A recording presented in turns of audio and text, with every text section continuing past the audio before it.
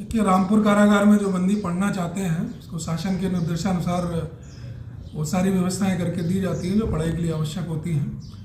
सबसे पहले हम ये बताएंगे कि यहाँ पर बीएसए के यहाँ से 2 शिक्षक नियुक्त हैं, एक महिला और एक पुरुष हैं, जिनके माध्यम से शिक्षण कार्य संपन्न कराया जाता है।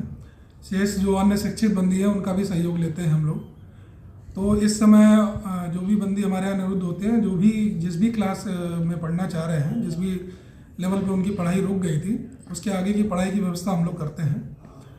इसमें जो है कि क्लास 1 से लेके 5 तक के लिए और 5 से लेके 8 तक के लिए यहाँ के जो गवर्नमेंट स्कूल्स हैं इसमें हम लोग एडमिशन भी करवाते हैं। और शिक्षण का कार्य जो जेल के अंदर होता है ये दिन प्रतिदिन के आधार पर होता है। इसके बाद इनका एग्ज़ाम लिया जाता है और इसके बाद इनको जो है प्रमाण पत्र भी तत्संबंधित स्कूल से मिलता है।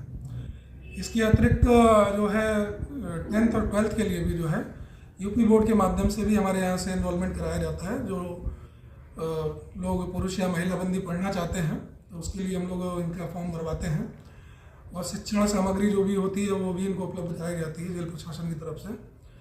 और जब इनका एनरोलमेंट हो जाता है तो अगर परीक्षा होने तक जो भी बंदी कारागार में रिहा नहीं हुए होते हैं, परीक्षा देने के इच्छुक होते हैं, तो इन्हें यहाँ से हम लोग शिफ्ट करते हैं। बरेली सेंट्रल जेल में सेंटर बनता है और जितनी रेंज की जेलें हैं सभी का सेंटर बरेली सेंट्रल जेल में होता है।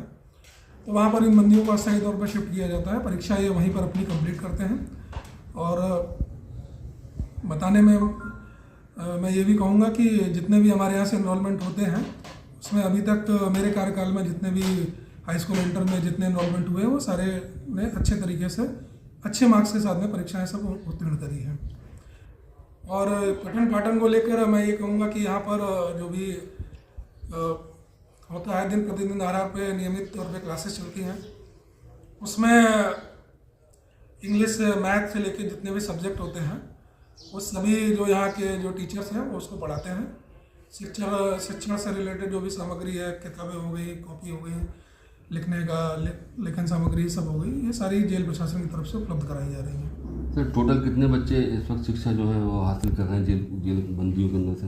देखिए, इस साल जो हमने कराया है वो क्लास 1 से लेके 5 तक का जो 95 लोगों का एनरोलमेंट कराया है और क्लास 5 से लेके 8 तक जो है 42 लोगों का करवाया है। क्लास 10th में जो है 5 लोग हैं, क्लास 12 में जो है 2 लोग हैं। तो ये क्लास 1 से लेकर 5 तक जो बच्चे हैं जो कैदी हैं वो कितनी उम्र के होंगे सर?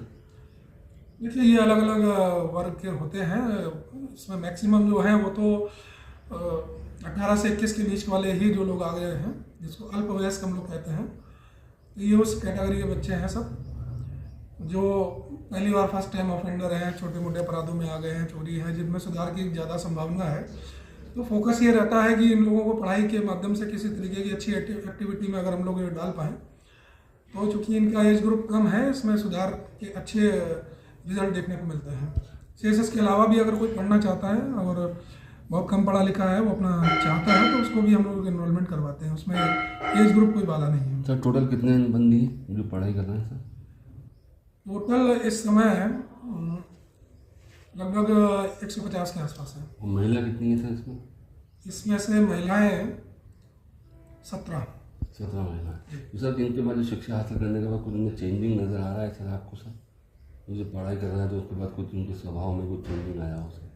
देखिए, चेंजिंग स्वभाव में स्वाभाविक रूप से आनी ही है। जो लोग अपनी शिक्षा से विमुख हो गए, छोड़ दिए किसी वजह से, उनमें कहीं ना कहीं एक हीन भावना तो रहती है कि हमारी शिक्षा जो है किन्हीं भी कारणों से बीच में छूट गई। तो अगर उन्हें दोबारा अवसर मिलता है तो उसमें वो उनका उत्साह तो दिखता है।